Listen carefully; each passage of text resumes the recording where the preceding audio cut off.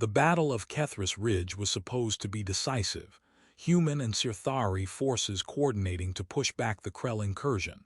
Instead, it became a bloodbath. The Krell had adapted to their tactics, turned terrain against them, and coordinated assault devolved into desperate survival. Captain Michael Torres led his squad through chaos, following operational plans even as they fell apart.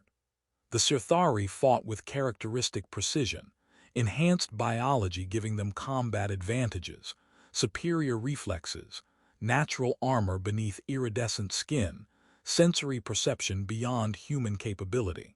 But they were also bound by cultural restrictions humans didn't share. The explosion came without warning, Krell artillery catching the Syr'thari command unit exposed. Torres watched Princess Lyra'kess, their force commander and throne heir, thrown by the blast. Her armor absorbed most impact, but when she tried to stand, her leg buckled and she fell hard. Torres moved to assist, instinct, what any soldier would do for a wounded officer. But the Syr'thari soldiers nearest her froze. They didn't approach. They didn't help. They formed a circle around their fallen princess, weapons ready against threats but made no move to aid her. "Help her," Torres shouted. "Get her to medical." Lieutenant Kethris, who Torres had worked with for months, turned with an expression that might be anguish. "We cannot touch her. Royal blood cannot be carried by common hands. It is forbidden. To touch her is death." Torres stared, trying to process this while plasma fire continued. "She's dying." "Then she dies with honor," Kethris replied, resignation absolute in his tone. Torres watched the princess struggling to breathe, her iridescent skin losing its shimmer, while elite soldiers stood paralyzed by ancient law. He made a decision that would either save her life or end his career, possibly both. Torres had worked alongside Syr'thari for 8 months, respecting their combat effectiveness and different perspectives.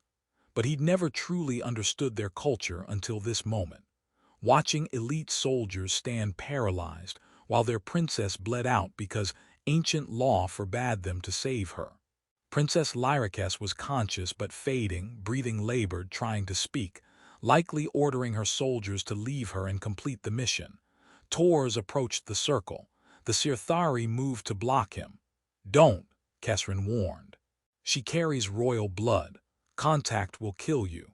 Our people have known this for 10,000 years. You cannot help. You will only add your death to this tragedy." Torres recognized when cultural beliefs were taken as absolute truth. He also knew that without intervention, the princess had maybe 10 minutes before her injuries became fatal. "Move," he said simply. They didn't. They formed tighter barrier, protecting him from his own decision through physical intervention. Torres could fight them, but that would waste time Lyra'kess didn't have. Instead, he appealed to their actual values. "Your princess is dying while we argue about traditions. Is your loyalty to her person or to your customs? Because right now, you can't serve both." The words landed like blows. Syr'thari culture valued loyalty above almost everything, and Torres had exposed the contradiction. They were letting their leader die to honor traditions she never asked them to follow in this moment. Kethris's expression shifted, pain, confusion, finally something that might be decision. He stepped aside. The other soldiers followed, opening the circle. Torres moved to where Princess Lyra'kess lay in scorched earth. Up close, her injuries were worse than initially assessed. Internal bleeding, broken ribs, compound fracture in her left leg visible through damaged armor. She needed surgery, not field medicine, but field medicine was all Torres could provide in the next 10 minutes. Her eyes focused on him as he knelt beside her. Even through pain, there was authority in her gaze. She spoke in Syr'thari, too rapid for his translator, but meaning was clear. She was ordering him away, telling him not to risk himself. Torres ignored the order. "Your Highness, I'm going to move you to the evacuation point. It's going to hurt, but you need surgery soon or these injuries will kill you." She responded in broken standard, "Cannot touch, will die." "Ancient law." "With respect, Your Highness, ancient law isn't going to save your life. Medical intervention will." Torres applied pressure bandages. "Now I'm going to lift you. Try to stay still." The Syr'thari soldiers watched in horror and fascination mixed. They were witnessing something taught since childhood as impossible, a commoner touching royal blood, expecting instant death. Torres slid his arms beneath Princess Lyra'kess, supporting back and knees, careful of the broken leg, and lifted. She was lighter than expected, Syr'thari build trading mass for enhanced speed. Her head fell against his shoulder as he stood, breathing shallow but steady. The battlefield had gone strange. The Krell had fallen back, and in the brief lull, every Syr'thari soldier within visual range was staring at Torres carrying their princess. Waiting for him to collapse, waiting for prophecy to fulfill itself. Nothing happened. Torres started walking toward evacuation, steps careful on battle-torn ground, and Princess Lyra'kess continued breathing against his shoulder. After 3 steps, then 5, then 10, the Syr'thari soldiers began to understand. The ancient law was wrong, or at least it didn't apply to humans. The psychological impact rippled through both forces instantly. The walk to evacuation took 12 minutes that felt like 12 hours. Syr'thari soldiers formed unconscious escort, no longer trying to stop Torres but protecting the impossible thing they were witnessing. Their princess, alive, carried by alien hands that should have killed her.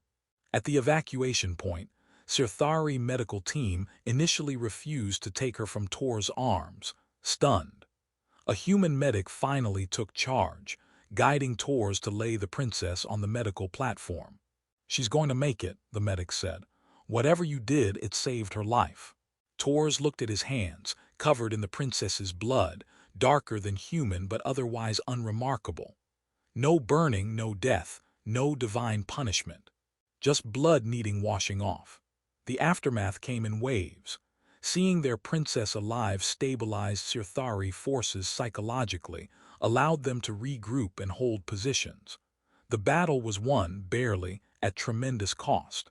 Then came cultural shockwaves. Torres was confined to quarters while Syr'thari command processed what happened. Their 10,000-year prohibition had been publicly disproven. Princess Lyra'kess recovered over following weeks. Her first action upon being declared fit was demanding to speak with Torres. They met in a neutral chamber. "Captain Torres," she began in careful standard, "you violated our most sacred law. You touched royal blood knowing it should kill you. Why? Because you were dying and I could help. That was enough reason.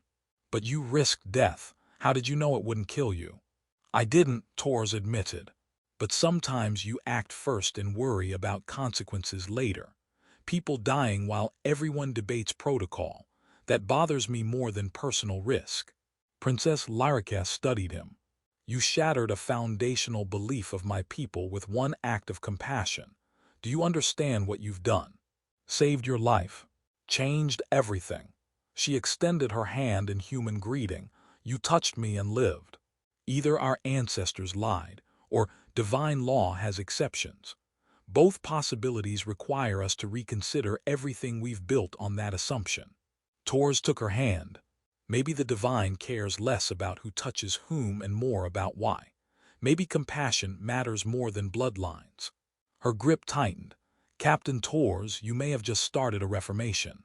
What you did on that battlefield will echo for generations." She paused.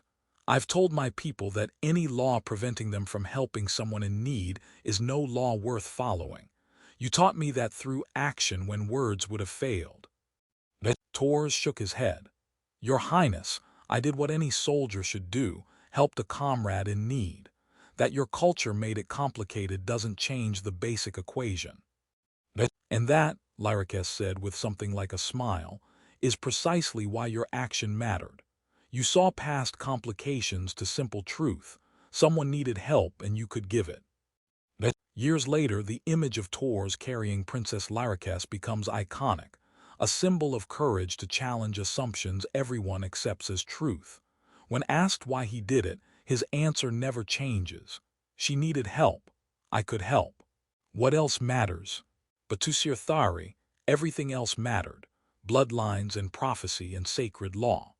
and one human carrying one princess proved that sometimes the bravest act isn't fighting or dying, but simply holding someone when no one else will.